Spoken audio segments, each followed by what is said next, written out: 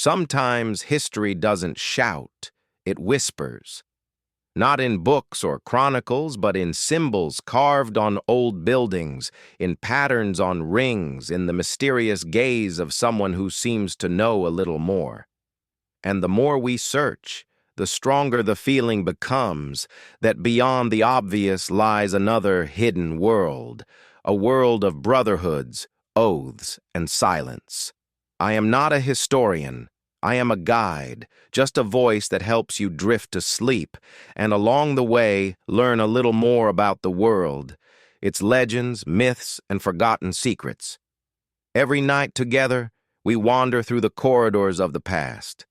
Slowly, quietly, almost in a dream. Welcome, my dear friends, to the sleepy mind. This is the place where dreams turn into knowledge, and a voice leads you through the silence of the night, softly, calmly, with respect for those who listen and for those who once lived before us. Tonight we dive into one of the most mysterious and secretive topics, Freemasonry. Who are the Freemasons? What hides behind their symbols, rituals, and ancient legends? Why were they accused of plotting against kings, of creating a new morality, or even secretly ruling the world? In this lecture, you will learn how the Masonic Brotherhood began, and how it differed from ordinary craft guilds, why their lodges became havens for thinkers, reformers, and politicians, what the mysterious symbols of Freemasonry mean, the compass, the triangle, the all-seeing eye, and how Masons found themselves at the center of great historical events, from the American Revolution to the Age of Enlightenment. Why do myths and films still surround them? And most importantly, what is true and what is only the reflection of humanity's fears and fantasies? If you enjoy discovering new things while drifting off to a gentle voice, subscribe to the channel. By the time I mention it again at the end, you might already be fast asleep. Now, settle in. Let your shoulders relax. Take a deep breath and slowly exhale. Imagine yourself in an old library where the air carries the scent of candles and leather-bound books, while outside the window, night is quietly falling. I am here. The story is about to begin.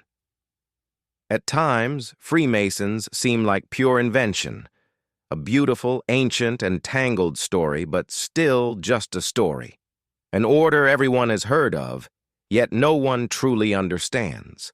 Like a mirage on the border of history and dream. But if you look closely, you see that this mirage leaves traces. On the facades of old buildings, in ornaments and murals, in the layout of city squares, in seals and rings, in the architecture of Washington and St. Petersburg, and even on the American dollar bill. And then you begin to wonder, what if they really were everywhere, simply learning never to speak of it aloud? Freemasonry has always existed between the visible and the hidden.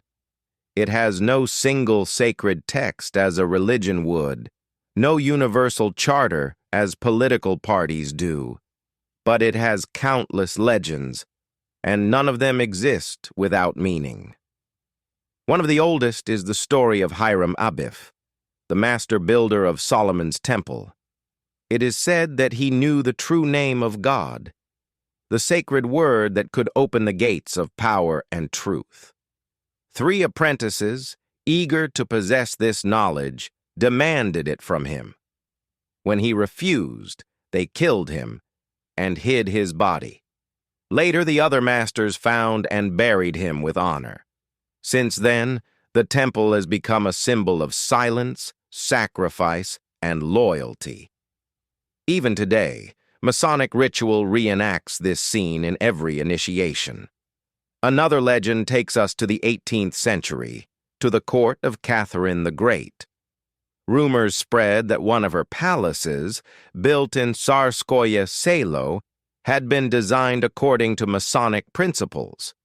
that the architect belonged to a lodge, that the symmetry of the galleries, the proportions of the halls, and the mathematical formulas hidden in the design were not merely aesthetics, but a language of symbols known only to the initiated. Some even claimed that the columns were arranged by the Fibonacci sequence, and that from above, one could see compasses and squares hidden in the parquet floor. Many believed that at court there truly was a secret lodge, which included Orlov, Golitsyn, and Novikov, and that perhaps even the Empress herself knew more than she admitted. But the richest myths surround America. George Washington as a Freemason is a historical fact. He even performed his presidential inauguration wearing the gloves and apron of the order.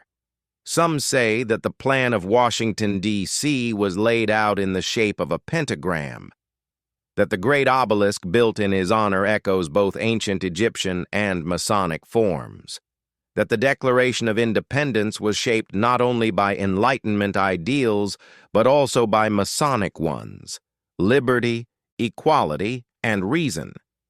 And then there is the American dollar bill. An eye inside a triangle hovers above an unfinished pyramid.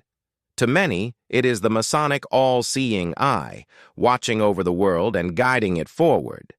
The pyramid remains incomplete, as if to say that humanity's journey is not yet finished. The very name Freemason comes from the French word for stonemason. And this is no coincidence. At the very beginning of their path, the Freemasons were associations of master builders, men who raised the great castles, cathedrals, and monasteries of medieval Europe. They were united by deep professional knowledge and strict rules of behavior, passed carefully from older generations to younger apprentices. To protect the secrets of their craft from outsiders, they created closed professional unions, known as guilds, where only the initiated were admitted. Over time, around these guilds, a special culture of communication and mutual obligation took shape. These were not simply professional organizations, but true brotherhoods, binding their members by oaths of mutual help, support, and the preservation of trade secrets. Within these unions, a strict hierarchy was built, allowing knowledge to be passed on effectively and the quality of construction to be controlled. Gradually, however, the meaning of the guilds began to change. By the end of the Middle Ages, and with the arrival of the Renaissance, the need for such closed associations diminished.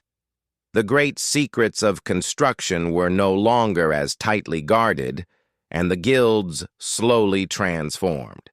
They began to admit men who were not builders by trade, but who were drawn to philosophy, to science, and to spiritual questions. These new members brought with them intellectual and moral ideas, breathing new life into the old guilds. Step by step, a professional community of craftsmen turned into something else, an intellectual brotherhood, where stone and tools became metaphors, symbols of human striving for inner perfection. Real construction gave way to allegorical construction. A stone could represent the human soul, rough and unshaped at first, needing to be polished. The compass, the square, the trowel, tools of the builder, turned into symbols of morality, of honesty, of unity. It was this shift from practical work to symbolic thought that gave Freemasonry its air of mystery and surrounded its symbols with so many legends. But to understand how stonemasons laid the foundation for a movement of thinkers, we must return to their origins. To the medieval guilds that became the seed of this unusual brotherhood. Medieval Europe was a world where lofty ideals lived side by side with hunger, plague, and war. And yet, in this difficult age, rose the astonishing works of architecture that still amaze us today. The great Gothic cathedrals, castles, and monasteries, behind them stood the hands of the stonemasons, united in their secret guilds. These men possessed unique knowledge, allowing them to turn piles of stone into soaring temples. They were engineers, architects, and artists at once. They built walls strong enough to last centuries, arches that seemed to defy gravity, delicate carvings that turned heavy stone into lace. To master these skills required years of learning, guarded carefully from outsiders. The guilds became closed unions, with their own strict hierarchy and system of teaching. A boy entered as an apprentice, training for years under a master. He learned not only the handling of stone, but mathematics, geometry, and the proportions needed to create harmony. When he was skilled enough, he became a journeyman, allowed to work under supervision.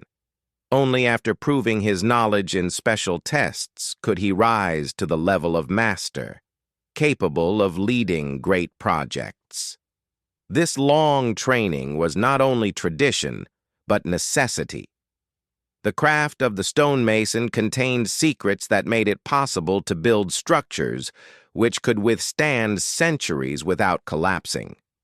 Exact geometric proportions, the balance of elements, recipes for mortar, techniques of cutting stone, all of these were guarded and kept within the guild. To protect them, the stonemasons developed secret signs, gestures, and rituals understood only by initiates, and with these secrets came symbols. 3 tools became the deepest emblems of the guilds: the compass, the square, and the trowel. The compass was more than an instrument. It was a symbol of perfection and harmony. In the Middle Ages, the circle was the sign of divine order, and to draw it in stone was to embody a piece of the divine plan. The square represented honesty and moral uprightness, a reminder that one's life should be as true as a right angle. The trowel, which spread the mortar-binding stones together, symbolized brotherhood and unity, the solidarity that joined men into one family. Thus, even in the guilds, everyday labor was already turning into something greater, a moral and spiritual practice. Over time, these ideas attracted men who were not stonemasons at all, but who longed to discuss philosophy, morality, and the mysteries of the human soul. And slowly, the craft guilds became something new. No longer only builders of cathedrals, they became builders of ideas. These were the first Freemasons. The transformation from builders' guilds to an intellectual brotherhood began in the late 16th century and gathered strength in the 17th. Europe was changing, science was advancing, the church's power was weakening, and new ideas about man and the universe were spreading. The lodges reflected these changes. If earlier they accepted only professional builders, now more and more often outsiders were invited in. Men who had nothing to do with stonework, but who were interested in philosophy, science, and the mysteries of the human mind. The first of these new Freemasons were members of the intellectual elite: philosophers, scientists, mathematicians, alchemists, physicians, and aristocrats. They valued the lodges as a place where they could explore moral and spiritual questions without interference from church or crown. Among them was the Scottish alchemist and physician Robert Moray, the philosopher Elias Ashmole, and the mathematician and astronomer James Gregory. One of the earliest centers of this transformation was Scotland. By the 17th century, lodges in Edinburgh and other cities were welcoming men with no background in construction. For them, stone and tools became allegories for moral lessons. The compass and square now pointed not only to geometry, but to honesty, balance, and the shaping of character. Lodges became places where members studied ancient texts, debated philosophy, and reflected on morality. They lit candles, met in secret rooms, and developed rituals that blended the traditions of the stonemasons with new spiritual and intellectual meaning. In France, the transformation followed a similar path. By the 17th century, lodges included not only scientists and thinkers, but also nobles close to the royal court. For them, Freemasonry was a prestigious intellectual pursuit, proof of education and refinement. French lodges combined philosophy with mysticism, drawing on the traditions of medieval knighthood, alchemy, and the Kabbalah. They were spaces where reason and esotericism walked side by side. But the most decisive moment in Masonic history came in London in the summer of 1717.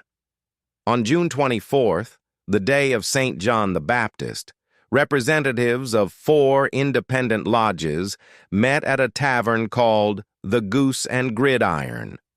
There, they agreed to unite into a single central organization. This union would later be known as the Grand Lodge of London and Westminster. It was a turning point. Before this, Masonic lodges were small, scattered groups, often with little connection to each other.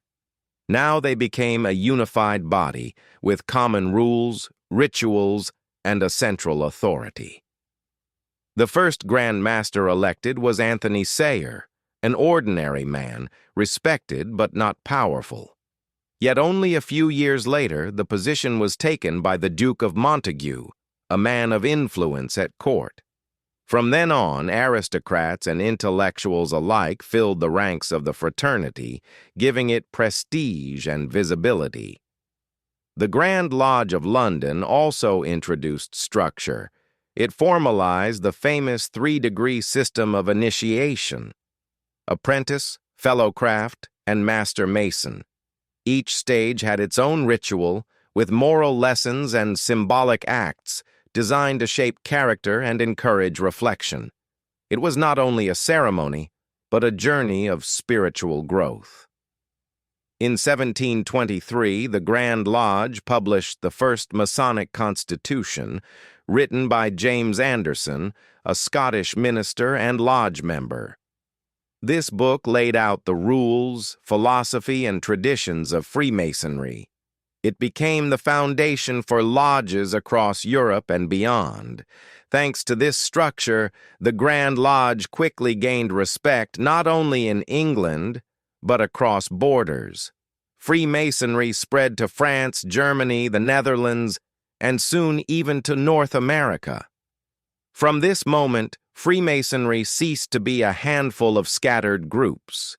It became an international movement, with influence in philosophy, culture, and even politics.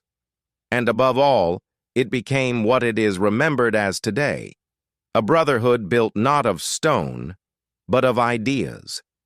The central event in the life of any Freemason was always the initiation. It was a carefully staged system consisting of 3 degrees: apprentice, fellowcraft, and master mason. Each degree was passed in sequence, never all at once, with time in between to test the candidate's seriousness and commitment.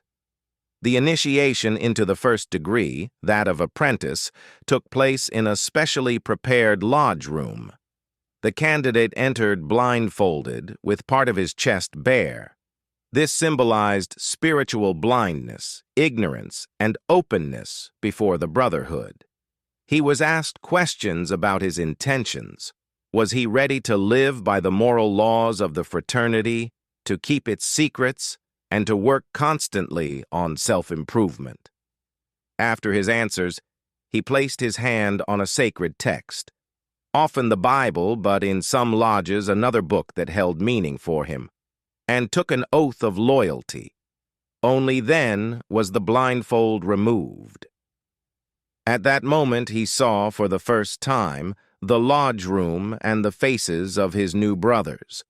This moment symbolized awakening, the passage from darkness into light. The newly made apprentice was then taught the basic principles of Freemasonry and given his first duties within the lodge. The second degree, that of fellowcraft, came later, when the lodge was convinced of his patience and dedication. This ceremony was more complex and intellectual. The candidate symbolically traveled through the temple, facing obstacles and questions that tested his reasoning and his understanding of symbols. He was asked about the duties of a man toward society and the fraternity, about the meaning of moral principles, and about the symbols he had learned in the first degree. Only if he demonstrated real understanding was he admitted as a fellowcraft, receiving deeper lessons, to study the world and himself, to cultivate reason, and to set an example for newer apprentices. The third degree, that of Master Mason, was the most important and the most dramatic.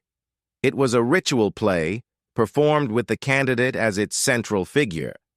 The story was that of Hiram Abiff, the legendary builder of Solomon's temple, killed because he refused to give up the secrets of his craft. The candidate himself was placed in Hiram's role. He passed through the temple, where 3 lodge members confronted him, demanding the master's secret. Each time he refused, and each time he was symbolically struck, lightly touched on the body, until he was laid on the ground, representing death. In this moment, he experienced the death of his old self, lying helpless on the floor. Then the lodge masters lifted him up with a special ritual grip known only to initiates. This act symbolized rebirth. The candidate was raised as a new man, no longer just a brother, but a master mason, someone with deeper knowledge of life's value and moral duty. Afterward, the meaning was explained to him. Death in the ritual was a reminder of the limits of physical life. True immortality lies not in the body, but in spiritual growth, loyalty to duty, and moral ideals. At the close of the ceremony, he received the signs and responsibilities of a master mason, including the duty to guide apprentices and fellow crafts, to support the lodge, and to live as an example in society. Thus, through its 3 degrees, Freemasonry offered not only membership in a fraternity, but a symbolic journey of transformation. From ignorance to knowledge, from trial to wisdom, from death to renewal. It was this symbolic journey that gave Freemasonry its power and its mystery, and that drew men into its lodges for centuries. The symbols of Freemasonry have often become the subject of myths and conspiracy theories, where ancient legends, religious images, and speculation about secret power blend together.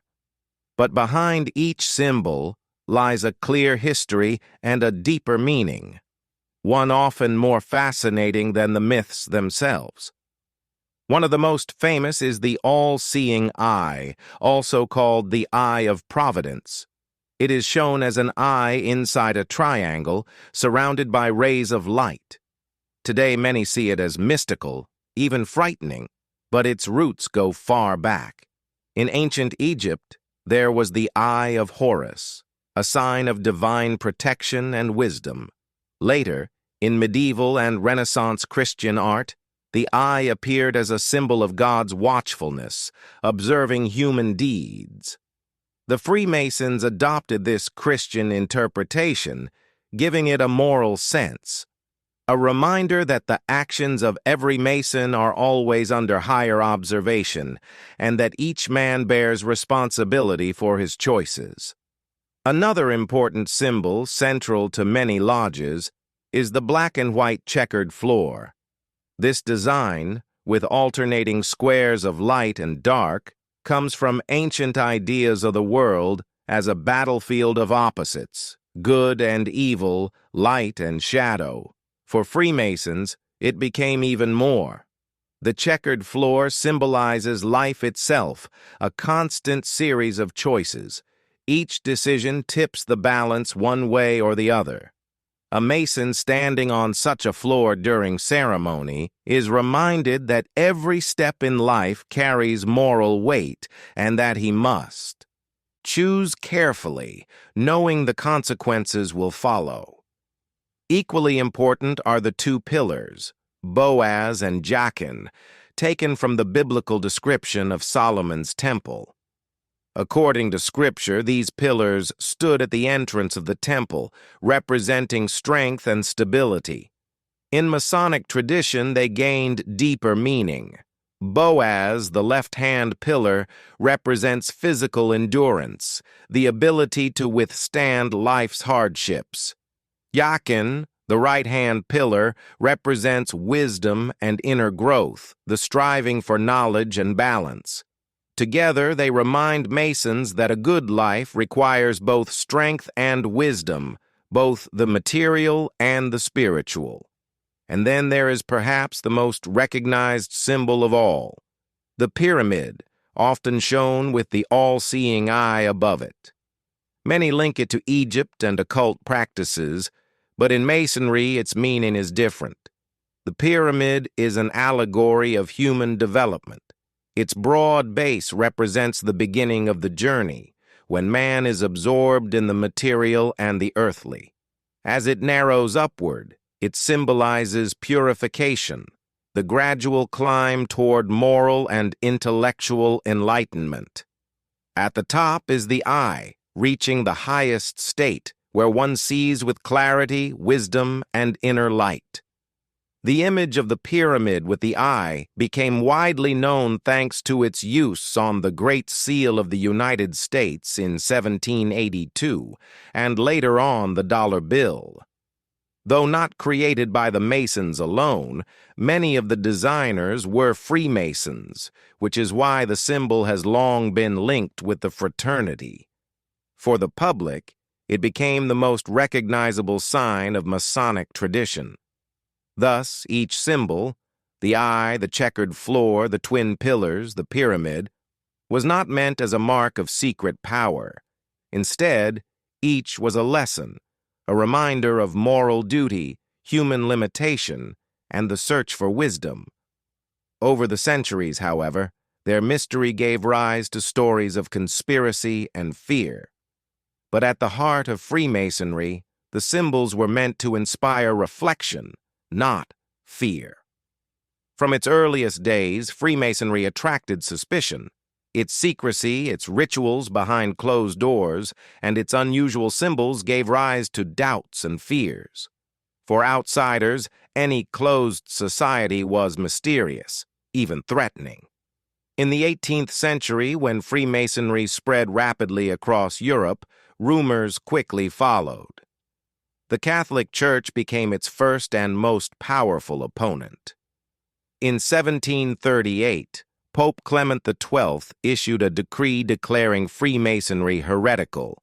The Church accused the fraternity of rejecting divine order, of performing secret anti-Christian rituals, and of undermining the foundations of society. This decree fueled waves of suspicion. People began to whisper that the lodges practiced magic, dark ceremonies, and forbidden knowledge. The accusations grew louder in the 19th century during the Age of Romanticism, when public fascination with mysticism and the occult was strong. It was then that a French writer, Léo Taxil, played a decisive role. In the 1880s, he published books and articles claiming that Freemasons worshipped Lucifer, conducted satanic rituals, and plotted against Christianity. His stories caused a sensation. They were translated into many languages, read widely, and taken seriously by thousands. For years, Taxil's works shaped the image of Freemasonry as a satanic cult. But in 1897, he shocked the public by admitting it had all been a hoax. He confessed that he had invented the tales from the beginning, intending them as a grand satire, a way to mock the church's fears. Yet by then, the damage was done. His stories had already taken root in the popular imagination. Even after being exposed as false, the myths lived on, repeated by conspiracy theorists, and spread among those eager to believe in hidden enemies. Other secret societies of the 19th century added to the confusion. Groups like the Hermetic Order of the Golden Dawn in England borrowed Masonic symbols and rituals, but used them for genuine occult practices. To the public, it was easy to blur the lines. If one mysterious order used Masonic imagery, then surely the Freemasons themselves must have been involved. In the 20th century, conspiracy theories grew even stronger. The infamous text known as the Protocols of the Elders of Zion, a proven forgery, linked Jews and Freemasons together in a supposed plan for world domination. Though false, it was widely circulated, especially by anti-Semitic and authoritarian movements. Nazi Germany used these ideas to justify its persecution of Freemasons, presenting them as hidden enemies of the state. Thus, the image of Freemasonry as a cult of darkness was never based on fact. It grew from secrecy, religious conflict, deliberate hoaxes, and political propaganda. Even after countless exposures, these myths survived, fueled by human imagination and fear of the unknown. And yet, behind the rumors of magic and Satanism, the real Freemasonry remained something else entirely, a fraternity of moral lessons, symbols, and brotherhood. From the beginning, Freemasonry attracted men who were not only seeking personal moral growth but also eager to change the world around them. Inevitably, this brought the fraternity into the center of politics. The ideals of brotherhood, liberty, and equality perfectly matched the spirit of the Enlightenment, and so Masons became involved in some of the most important revolutions in history. One of the clearest examples was the American Revolution. Many of the founding fathers were active Freemasons. George Washington himself was not only a Mason, but performed public ceremonies in full Masonic regalia. In 1793, when the cornerstone of the U.S. Capitol was laid, Washington conducted the ritual with Masonic symbols, wearing the traditional apron and gloves of the order. This moment, often forgotten, symbolized how deeply Masonic ideas were woven into the early life of the United States. Another key figure was Benjamin Franklin. He was not only a statesman and inventor, but also a Mason who built strong connections with lodges in France. Through his influence, American revolutionaries gained essential support: money, ships, and weapons from the French crown. Franklin was welcomed in Parisian lodges with honors usually reserved for royalty. His Masonic ties helped secure alliances that made American independence possible. In France, the Revolution of 1789 also bore the marks of Freemasonry. Many of its leaders, such as Mirabeau, Danton, and the Marquis de Lafayette, were Masons. Lafayette, in particular, a hero of both the American and French revolutions, was an active member of a Paris lodge. There, discussions of constitutional monarchy and civil rights helped shape the ideas that later erupted in the streets. Lodges were among the few spaces where nobles, bourgeois, and intellectuals could speak freely about liberty and reform. It was no accident that the Revolution's motto, liberty, equality, fraternity, echoed the values of Masonry. In Latin America, Freemasonry played a decisive role in the independence movements of the early 19th century. Simón Bolívar, the liberator of Venezuela, Colombia, Ecuador, Peru, and Bolivia, joined a Masonic lodge in London in 1803. There he encountered the progressive ideals of Europe and soon carried them back across the Atlantic. Throughout his campaigns, Bolívar used Masonic networks to connect with revolutionaries across the continent. Lodges became safe spaces where men of different nations and classes could plan uprisings and unite against Spanish rule. Italy, too, felt the power of Masonry. Giuseppe Garibaldi, the legendary revolutionary and national hero, proudly identified as a Mason. In 1864, he was elected Grand Master of the Grand Orient of Italy. Under his leadership, lodges helped unite fragmented revolutionary groups, spreading symbols and rituals to inspire solidarity among fighters. For Garibaldi and his followers, Freemasonry became not only a moral fraternity, but also a banner of national unity.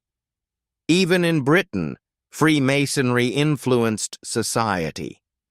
Though the fraternity avoided direct political action, many prominent statesmen were members.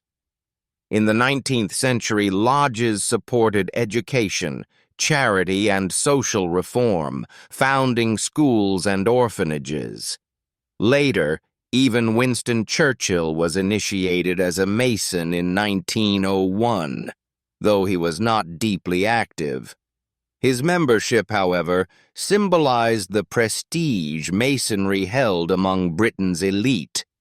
Thus, Freemasonry was never a secret hand directing history, as conspiracy theories claim.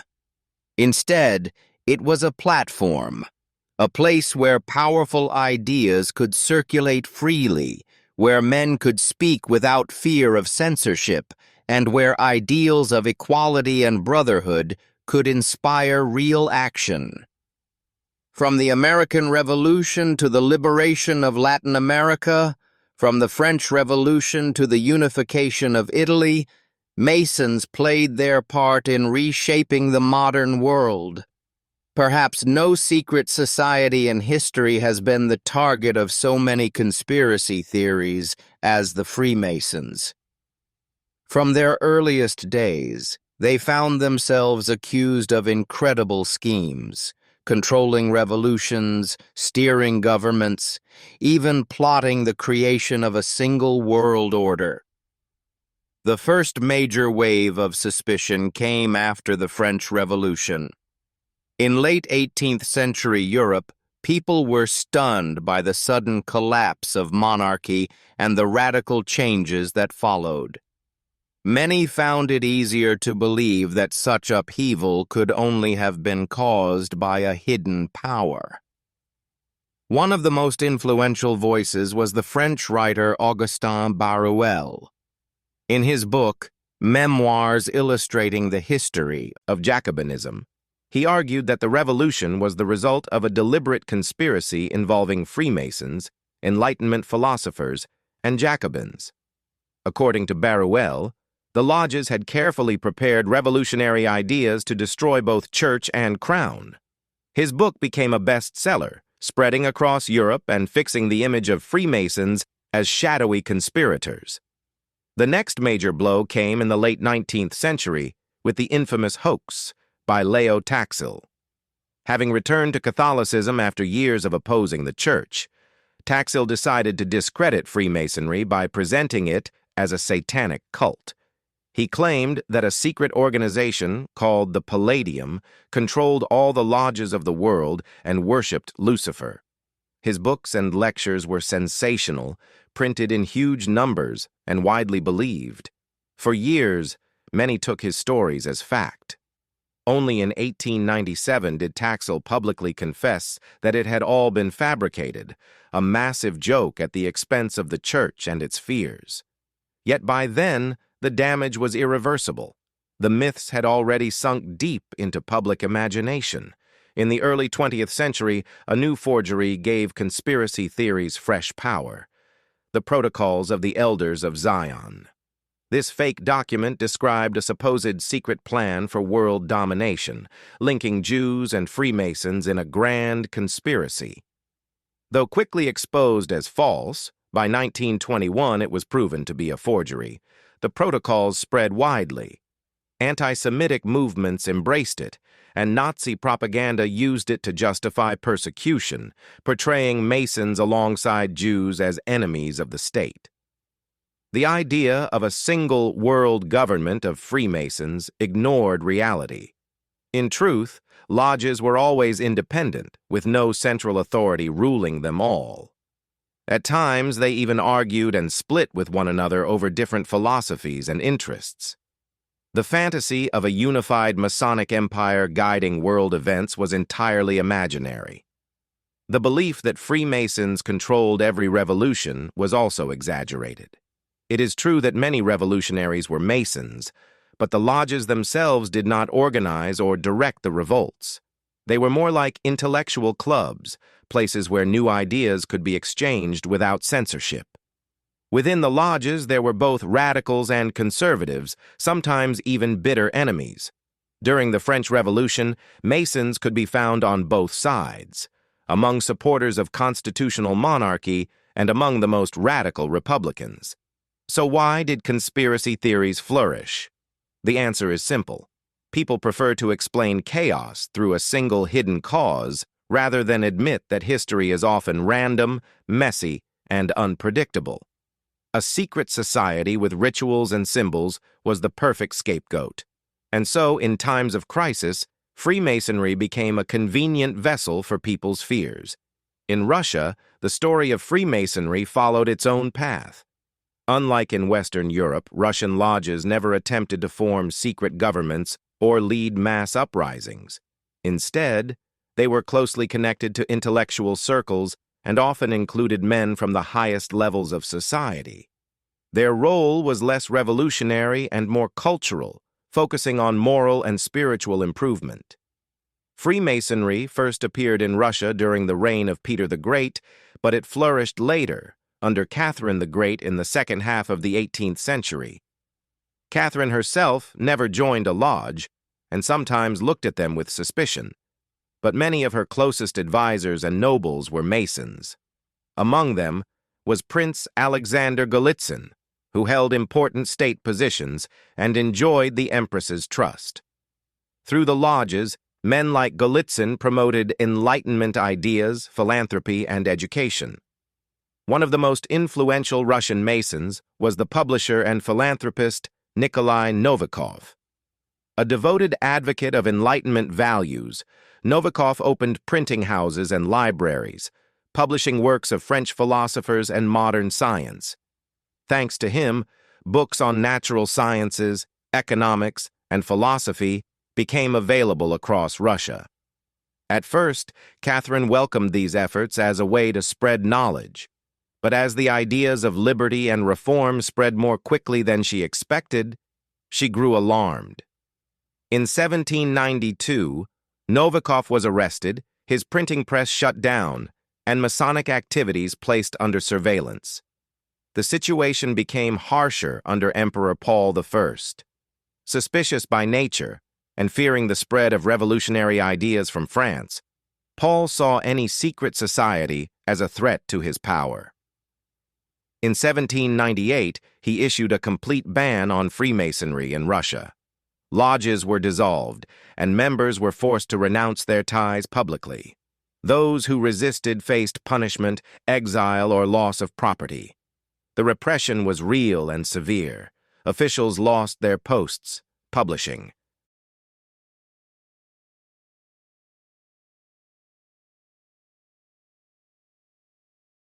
Masonic hospitals and medical centers are considered among the best in their field. In Britain, Masons also contribute large sums for the restoration of historic buildings, not only those linked to Masonry, but also monuments of cultural importance. In politics, however, the fraternity today is very different from the past. Modern Masonry insists on neutrality. Lodges forbid open discussion of political or religious disputes to prevent division among members. This rule is followed strictly, and it means that Freemasonry has far less political influence than in the 18th or 19th centuries. Despite this openness, myths and suspicions still surround Masonry. Some people continue to imagine hidden agendas and secret plots, but in reality, the modern fraternity is a public organization with a philosophical character, dedicated mainly to moral self-development, mutual support, and charity. In the 21st century, Masons publish their goals openly, share information about their activities, and work to maintain a positive public image. Their symbols and rituals remain, but their purpose is no longer secrecy. It is continuity, tradition, and reflection. Over the past century, Freemasonry has become not only a subject of history, but also a powerful image in popular culture. Its secrecy, symbols, and rituals have inspired countless books, films, and even video games. For many people, their first encounter with Masonry is not through history, but through fiction. One of the most influential examples is the work of American writer Dan Brown. His bestseller, The Da Vinci Code, focused mainly on the Catholic Church and ancient secrets, but it sparked global interest in secret societies, including the Freemasons. Later, his novel, The Lost Symbol, placed Masonry at the very center of the plot. In Brown's world, the fraternity is the guardian of hidden knowledge, linked to major events in history. Though written as fiction, his books fueled public imagination, making Freemasonry one of the most talked-about secret orders of the 21st century. Cinema also embraced the image of the Masons. The film National Treasure, starring Nicolas Cage, built its story around hidden maps, codes, and treasures supposedly guarded for centuries by Freemasons. While the movie was an adventure fantasy, it portrayed Masons as protectors of history and mystery. The film reached millions of viewers worldwide, making Masonic symbols instantly recognizable even to those who had never read about the fraternity. In literature, Freemasonry appears not only in thrillers, but also in more intellectual works. The Italian author Umberto Eco, in his novel Foucault's Pendulum, wove Masons and other secret societies into a complex meditation on belief, conspiracy, and the human need for hidden meaning. For Eco, Masonry was less about history than about how people invent and interpret secret knowledge. Video games have also carried the imagery of Freemasonry. The popular Assassin's Creed series regularly features secret orders, including Masons and their supposed rivals, the Illuminati. In these games, lodges and symbols become part of vast alternative histories, mixing real events with fantasy. For younger generations, this has been one of the main ways the image of Freemasonry has entered their imagination. This presence in mass culture has two sides. On the one hand, it often distorts reality, creating the impression that Masons are keepers of supernatural powers or rulers of hidden empires. On the other hand, it keeps the topic alive, sparking curiosity. Many who encounter Freemasonry in novels, films, or games go on to study its real history, separating fact from fiction. Thus, Masonry today is not only a fraternity, but also a cultural symbol. It appears in books, movies, and games as a sign of mystery, ancient wisdom, and hidden truth. Even when distorted, these portrayals ensure that the Freemasons remain part of the global imagination. And so, our journey comes to an end. We have traced the story of Freemasonry, from medieval guilds to modern lodges, from myths of conspiracy to novels and cinema. We have seen how symbols of builders became metaphors for inner growth, how rituals of stone became lessons of morality, and how a brotherhood of craftsmen turned into a worldwide tradition. Thank you, dear friends, for joining me tonight. Stay with us on The Sleepy Mind. Subscribe to the channel so you don't miss our next journeys through history and mystery. Now it is time to rest. May your sleep be calm, your dreams peaceful, and your night filled with silence until we meet again.